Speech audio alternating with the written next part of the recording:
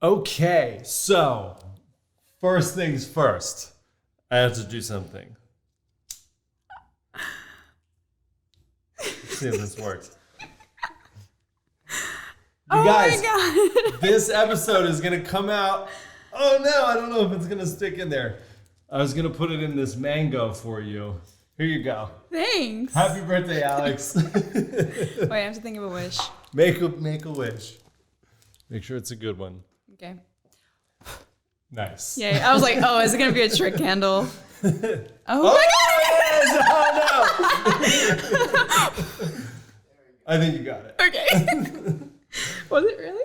Or did it just happen? No, it to come was. back? It was a Okay, trick good. candle, Nice. but you just were good at it. That was awesome. Yeah, this episode is gonna come out on your birthday, so we'll just go ahead and say happy birthday. Thank you. Yeah. Appreciate it. You guys, this is Coach Alex, who I'm sure you already know, but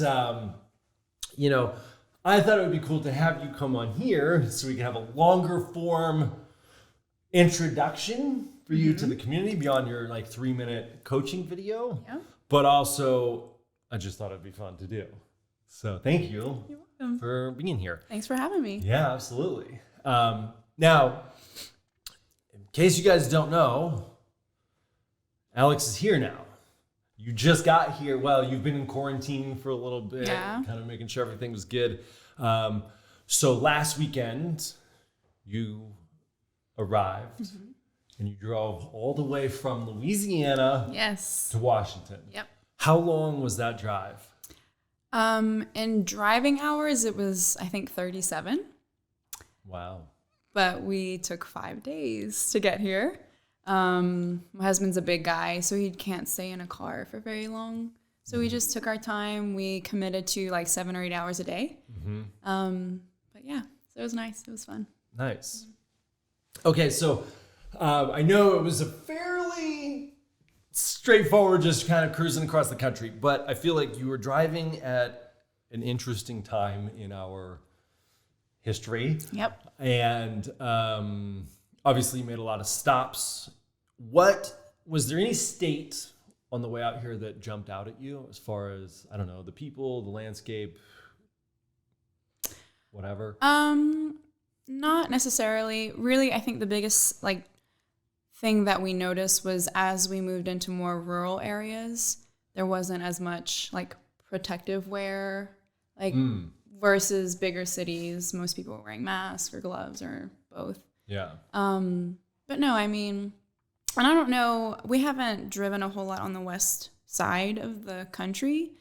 To me, I think the traffic's already kind of just a little bit more mellow, but there was hardly anyone on the road, which was really nice for us. We hit no snags at all. So, yeah.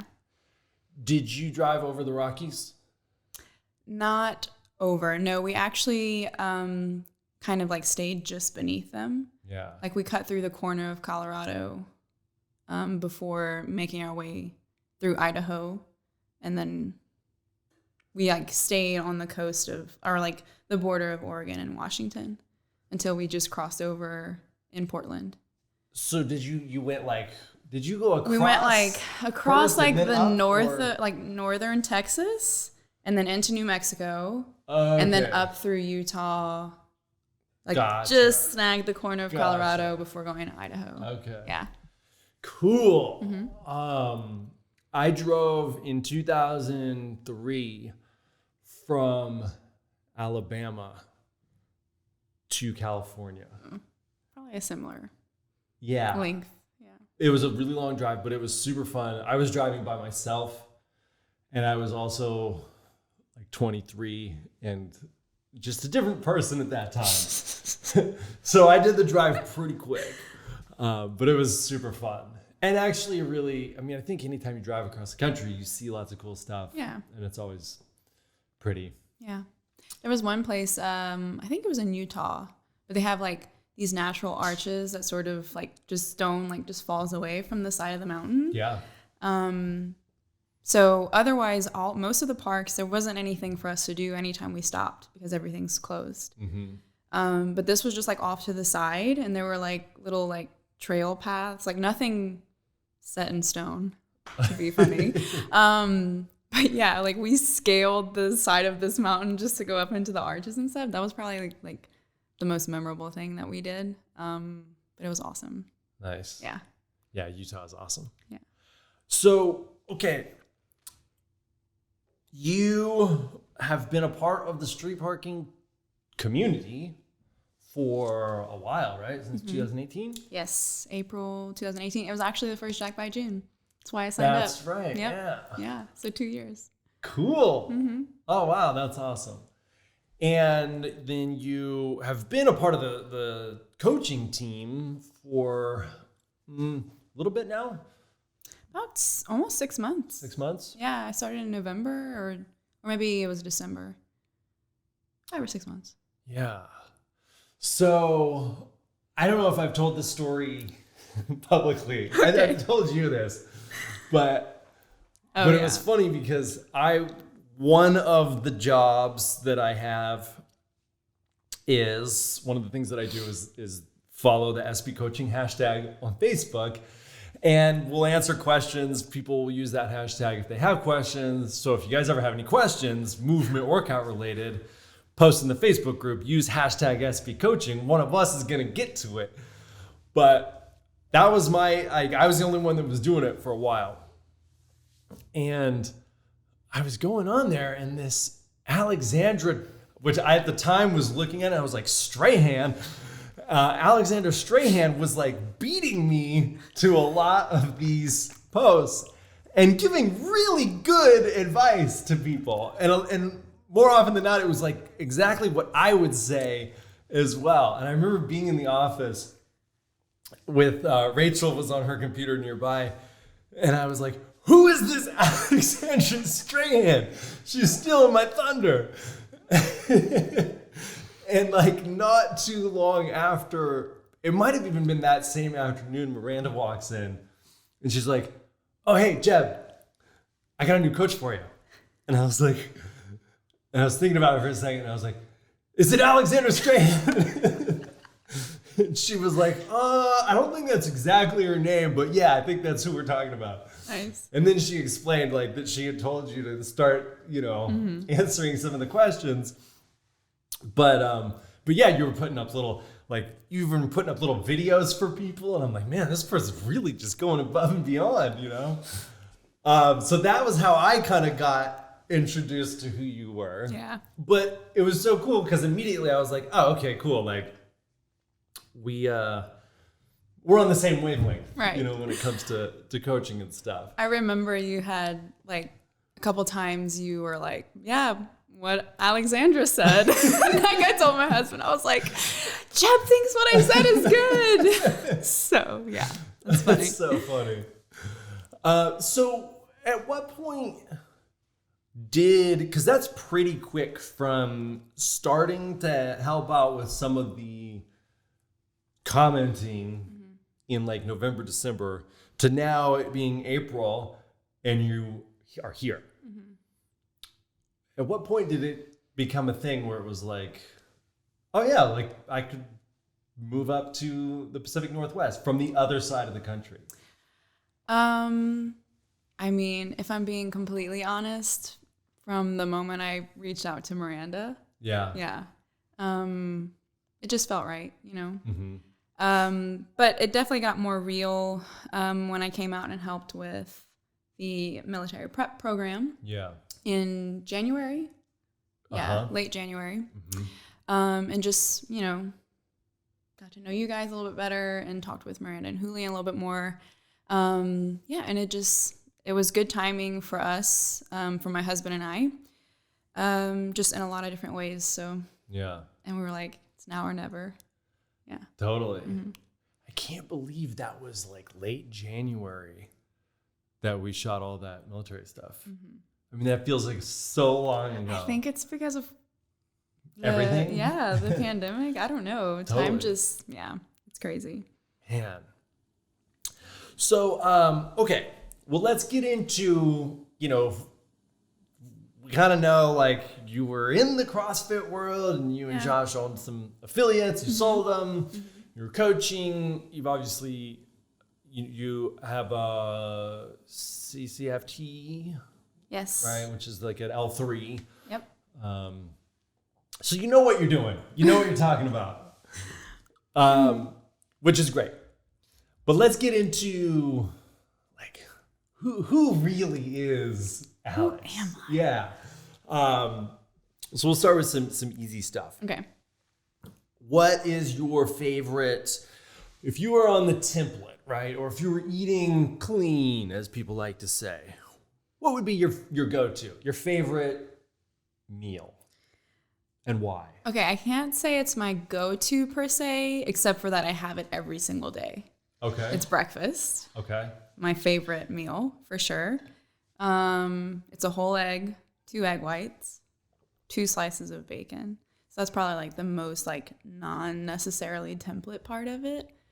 And then it's often like 1 or 2 servings of asparagus or green beans or broccoli. Those are pretty much the 3 I rotate.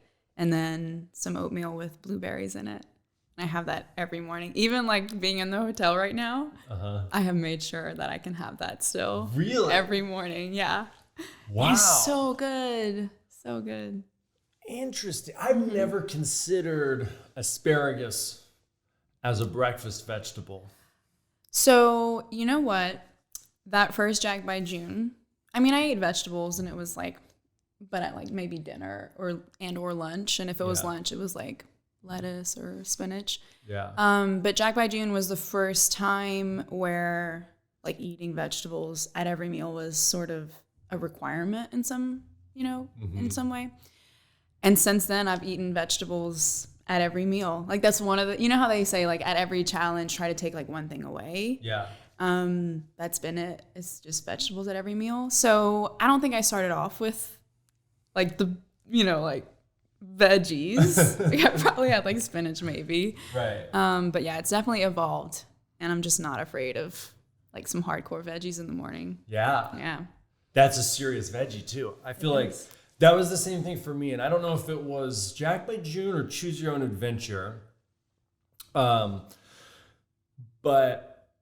yeah, I started really because I was already eating pretty close to what the template is. Mm-hmm.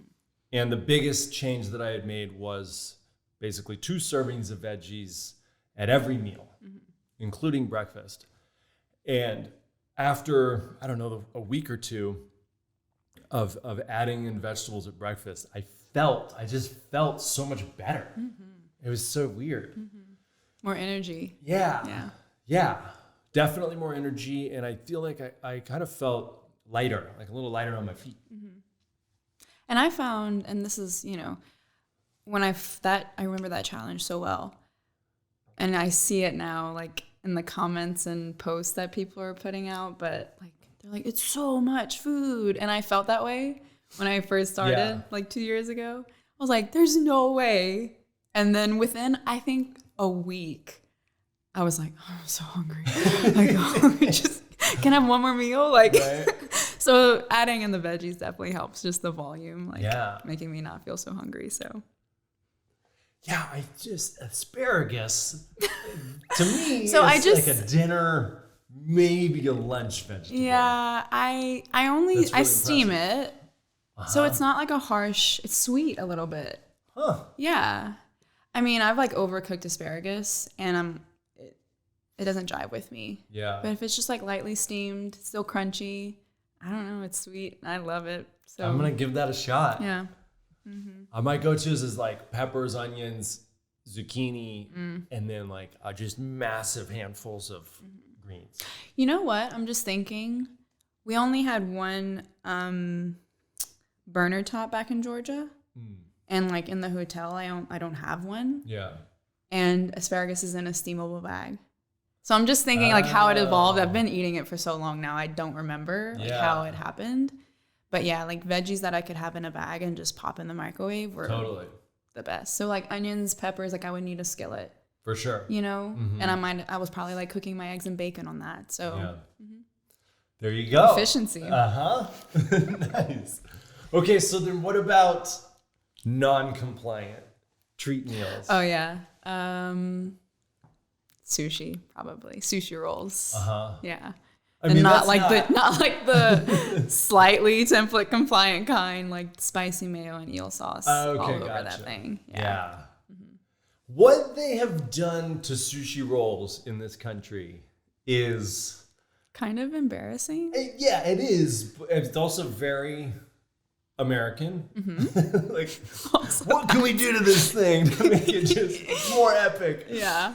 But also very delicious. I love the rolls that have the spicy mayo, like the baked rolls with tons of eel sauce. Yeah. That's good. That's definitely a good one. not template compliant. No.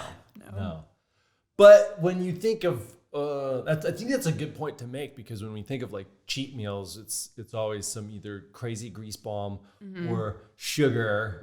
You know, it's always sweets.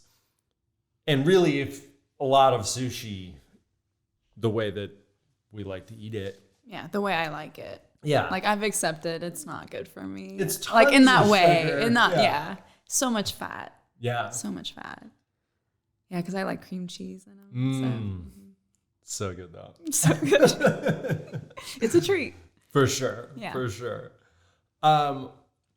So in terms of coaching, is somebody, I can't remember what your answer was, or if you answered it, you called me out to answer it. Somebody posted recently, what are your least favorite movements? I want to hear from the SP staff. Yeah. What did you put on there? The assault bike. Oh. Yeah, which is not a movement, I guess. And really, like Julian had gone on, and I think he said like, I like all the movements. I love all movements. Yeah. And I really, like when I Totally. saw it, I was like, I really don't hate in that way. Like I won't avoid any workout if I'm, you know what I mean? Right. But if the bike shows up, I'm like, it tears me up. It's so brutal. Yeah. If you do it like you should, you know, and For sure. I try to, so yeah, it hurts. Yeah. Yeah, I was thinking, because I remember I saw Julian answered that, like, I love all movements. And for me, there's definitely some movements that are more favorable, for sure. Yeah, for sure. But the ones that I maybe don't get as excited about are the ones that have been doing this long enough now to know that, like, oh, well, that's one that I need to just do it and play with it and really think about what it is that I'm doing while I'm doing it. And I will guaranteed find something that I like about it or something that interests me that I can keep going with.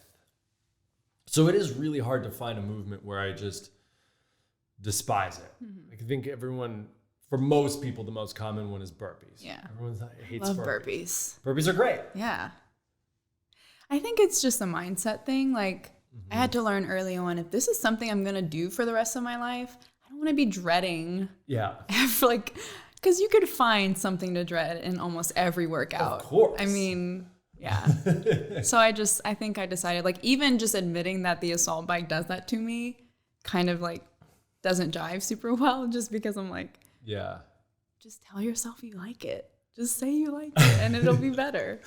But What's hard with the assault bike is that you know what's coming. Yeah. You know? Yeah, for sure. And for me on the assault bike, you have two choices, right? Either I'm going to hit it with the intensity that I need to hit it at and get it done, or I back off. It still sucks. Like it does, my legs are burning or whatever, but I'm looking at that monitor and nothing is happening. It's just the worst. It's like, and I'm so little, like I really can't, like I give it my best, like to rev it up early on, but then 4 rounds into a 5-round workout, like I can't do that anymore. And just watching the decimals like tick by, I'm like, is it gonna be like this forever? Totally. Yeah, that's a good one. What about favorite ones that you're kind of more partial to? Are you like a heavy Olympic lifting for sure. Yeah. I mean, I like a light power snatch or a light power clean, but the heavy's like where it's at. It's a good feeling. Yeah. Yeah. It's very rewarding for me. Sure. Yeah. And you grew up playing soccer and kind of the more, I don't know, traditional recreational sports. Is that right? Yeah. Soccer was like my sport. Okay. But I did everything. What position did you play in soccer? Gosh. I started on like a defensive wing and then moved into like sweeper, which is like the last line of the defense before the keeper. Yeah. And then moved up to stopper because I was super aggressive. So I think they wanted to like keep pushing me up. Yeah. And then I honestly finished at like a defensive mid position. And I say finished because I tore my right ACL and meniscus my freshman year of high school. Took off that season. I mean, it took like 9 or 10 months to like completely recover, and just in time for the next season. And like within a month tore my left ACL. What? I know, it was so heartbreaking. Oh man. And I pretty much just like hung up my cleats after that. I was like, I want to be able to walk when I'm older. So I mean, to have that happen when you're like 14, 15 years old. Yep. It was 14 and then 15. Yeah, you were a super aggressive player. Super aggressive in everything I do. I mean, I just 110% for sure. So when did you get into weightlifting? Not until I found CrossFit and joined my first affiliate. It was actually in Baton Rouge where Matt Bruce is. Are you familiar with like brute strength? Yeah. So, but he had like there was sort of like an annex to the gym where he like trained his Olympic weightlifting athletes. Okay, gotcha. And we had, like an Olympic weightlifting class like once a week or whatever. And so that was the first time like I did a snatch or had ever been introduced to anything like that. And just, it clicked well for me like pretty early on. I'm pretty athletic. So, and then I just took it from there. Nice. Yeah. How do your knees feel these days? So I actually have partially torn both ACLs again. Back like in 2017, they had been bothering me and I went and got an MRI and sure enough. But I hadn't, it was kind of, the doctor left it up to me whether or not I wanted to have surgery. Yeah.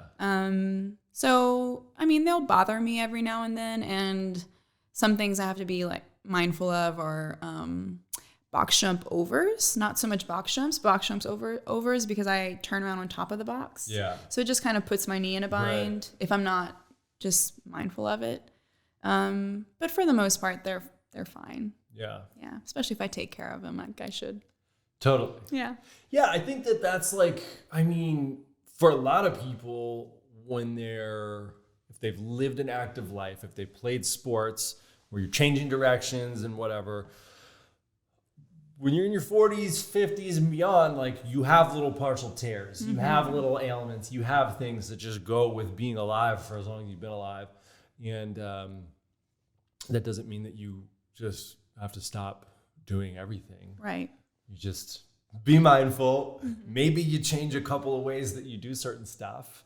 Or don't do things. There's some things that I just, like actually heavy Olympic weightlifting, I can't really do a whole lot of anymore because of like the just like super violent like catch. In the bottom. Yeah. It'll tear my knees up. So man. I know I miss it, but like my health and longevity is way more important than that. Right. So yeah. Just a sacrifice I make. Uh-huh. Yeah. Wow. Okay, cool. So let's see. Okay. Here's one thing that I like to know. Okay. How are we doing on time, Salvi? All right, cool. Sort of a lightning round. I don't like to ask people what their favorite movie is because it's so hard to limit it to one, at least for me. So out of like your top 10, Okay. what would be 3 that come to mind? Okay. Blazing Saddles. Ooh. I watched that with my family growing up a lot.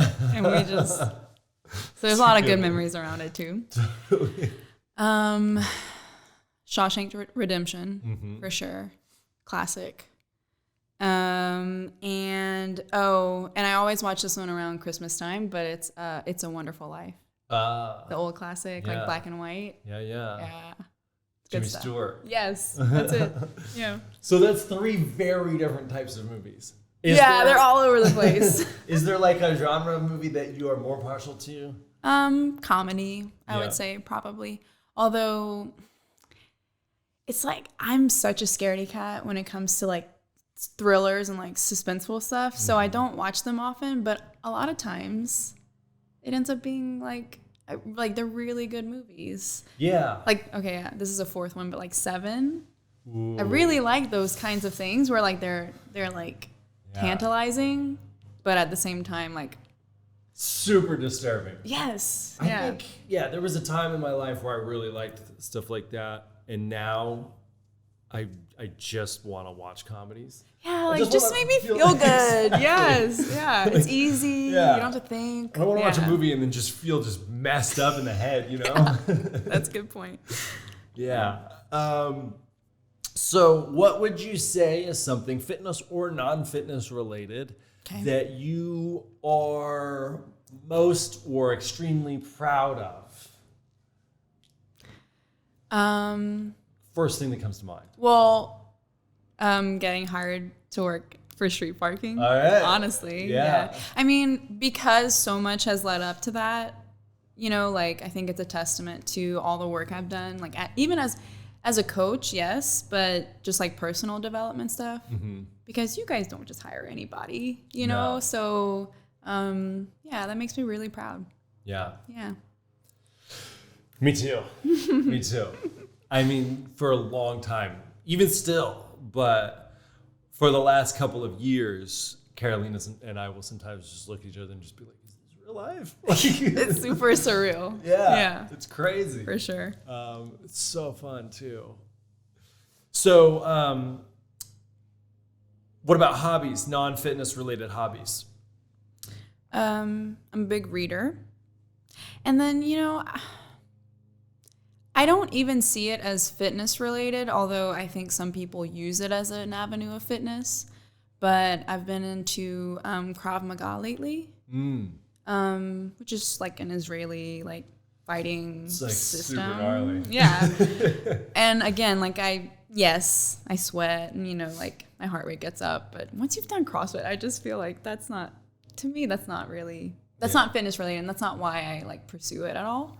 It's more for like the discipline and the self defense part of it. But yeah, that's been really fun, and I'm hoping to get into something here at some point. Yeah. Yeah, me too. I've been looking. Good. So hopefully once everything reopens, you know. Do you think of it as a fitness endeavor? Well, okay, so for me, I want to get back into jiu-jitsu, which there's certainly components of that in Krav Maga.